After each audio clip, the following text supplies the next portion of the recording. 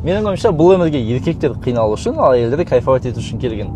Мысалы, қазақта күшті мақал бар, иә, что еркекті ол тоқшылық құртады, ал әйелді жоқшылық құртады деген. Мен бұл нәрсемен 100% келісем. Еркектер дискомфортта, қиналғанда, қарызда жүргенде, бір нәрсе болып жүрген кезде еркек наоборот өседі, ол шешім табады. Ал әйел адамдарға бұл ситуация өте жаман, сол себепті именно еркектер ол бізде жауапкершілік, чтобы әйелде полный комфорт болғаны.